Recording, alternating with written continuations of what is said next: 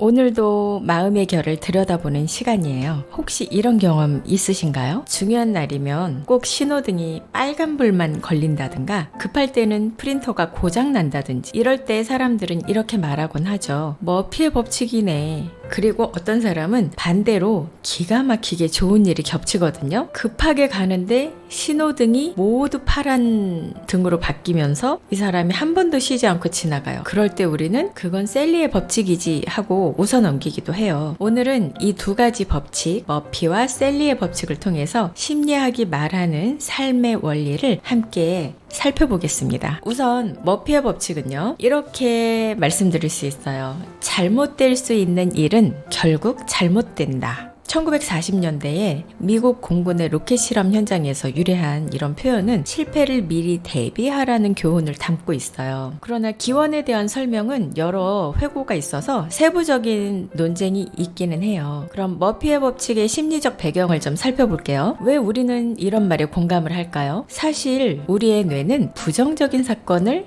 더 강하게 기억하는 경향이 있어요. 이걸 부정성 편향이라고 부르죠. 또 실패한 순간만 골라서 떠올리는 점은 확증 편향이라고 해요. 그리고 눈에 잘 띄는 사례를 더 자주 일어나는 것처럼 느끼는 가용성 휴리스틱이 작동하기도 합니다. 그래서 마치 꼭 그날 그 순간에만 일이 꼬이는 것처럼 느끼는 거죠. 저도 일상에서 이런 머피의 법칙을 많이 경험하거든요.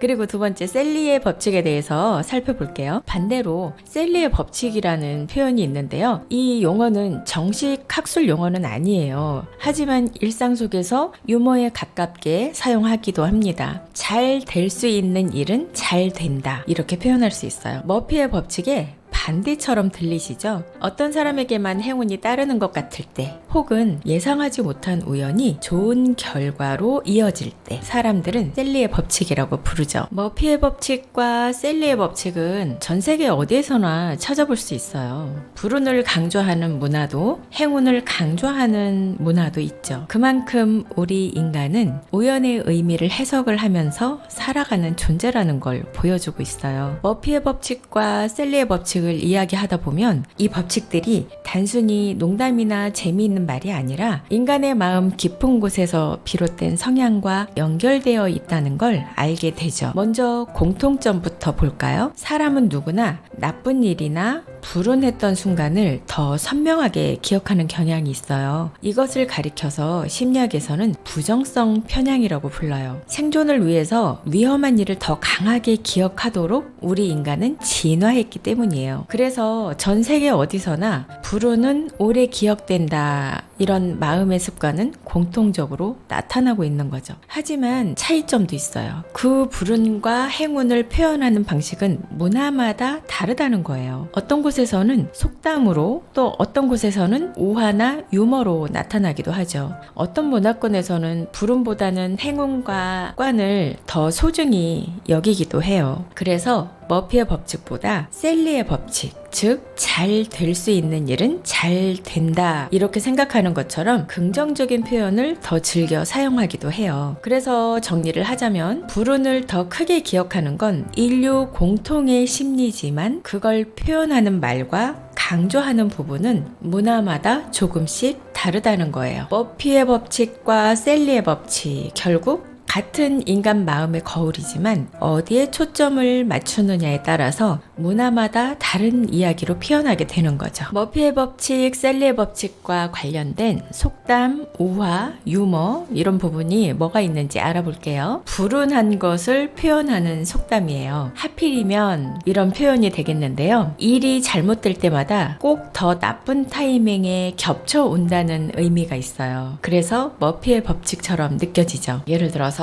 재수 없는 놈은 뒤로 자빠져도 코가 깨진다. 운이 없을 때는 별것 아닌 일도 크게 꼬여버린다는 말이에요. 그리고 빈대 잡으려다 초가 삼간 다 태운다. 이거는 작은 불운을 처리하려다가 큰 불운으로 이어지는 상황을 풍자한 거죠. 그렇다면 행운을 표현하는 속담은 무엇이 있는지 볼게요. 구르는 돌에 이끼가 끼지 않는다. 이것은 꾸준히 움직이는 사람에게는 기회와 행운이 따른다는 의미예요. 그리고 하늘이 무너져도 솟아날 구멍은 있다. 많이 들어보셨죠? 절망 속에서도 기적처럼 행운이 나타날 수 있다는 위로의 말이에요. 또 가는 말이 고와야 오는 말이 곱다. 이것은 좋은 마음과 태도가 결국 좋은 운으로 돌아온다는 뜻이죠. 우화 중에서 살펴보면요, 이솝우화가 있는데 나귀와 그림자, 내용이 뭐냐면 어떤 사람이 나귀를 빌려 탔는데 주인은 그림자에 대한 돈까지 요구했어요. 결국 다투다가 둘 다 손해만 보고 끝나는 얘기예요. 그리고 욕심 때문에 불운을 자초한다는 교훈적인 그런 말이 있는데요. 농부와 행운의 말이라고 해서 중국 고사에 농부의 말이 도망을 쳤어요. 마을 사람들이 불운이라고 했지만 더 좋은 말들을 데려왔어요. 그래서 이번엔 행운이라고 했어요. 하지만 아들이 말을 타다가 다쳐서 불운이 돼요. 그래서 행운과 불운은 쉽게 단정할 수 없다는 그런 교훈을 주는 말이거든요. 이것을 사자성어로 세옹지마라고 하죠. 그리고 이제 유머와 관련된 거는 머피의 법칙, 저도 이런 경험이 있는데요. 프린터는 꼭 마감 시간 5분 전에 잉크가 떨어지는 경우, 교통신호는 급할 때만 빨간불이 들어오는 경우, 양말은 세탁기에 들어가면 꼭 한 짝이 사라지는 그런 경우, 이런 걸 우리는 머피의 법칙이라고 이야기하기도 합니다. 이런 속담이나 우화, 유머는 모두 사람들이 불운과 행운을 기억하고 해석하는 방식을 담고 있어요. 문화권마다 표현은 달라도 결국 인간은 같은 경험을 공유하고 있다는 점이 재미있죠. 그 사이에서 우리가 배울 수 있는 균형에 대해서 이야기해 볼게요. 먼저 머피의 법칙이에요. 잘못될 수 있는 일은 실제로 잘못된다 라는 말로 자주 표현이 되죠. 이 법칙의 장점은 분명해요. 혹시 모를 위험을 미리 점검하고 준비하게 만들죠. 그 결과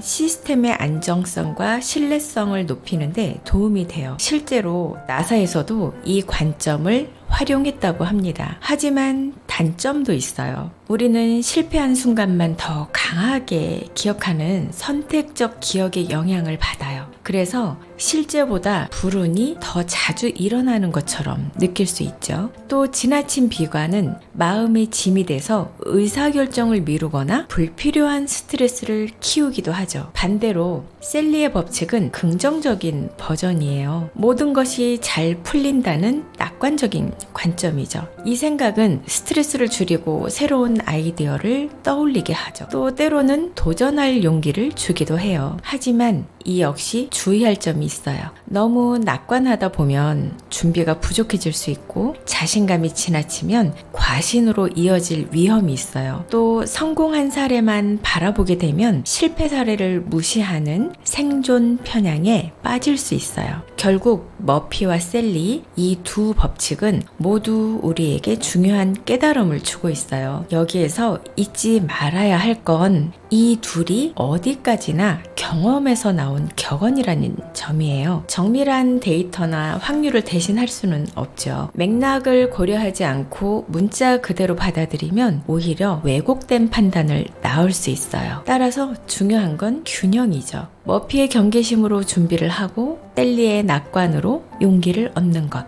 이 두 마음을 함께 가질 때 우리는 더 단단하면서도 유연하게 세상을 살아갈 수 있어요. 삶은 언제나 머피와 셀리 사이에 중간 어디쯤에 있어요. 준비하면서도 희망을 놓지 않는 것. 그 균형이 우리의 삶을 조금 더 지혜롭게 또 단단하게 만들어줍니다. 오늘은 머피의 법칙과 셀리의 법칙을 함께 살펴봤어요. 혹시 오늘 하루 뜻대로 되지 않는 순간이 있었다면 머피를 떠올리며 대비하시고요. 또 작은 행운이 찾아온다면 셀리를 떠올리면서 미소 지어 보세요. 머피와 셀리 두 법칙은 결국 우리가 어떻게 마음을 쓰고 세상을 바라볼지를 알려주는 삶의 지혜가 아닐까요? 감사합니다.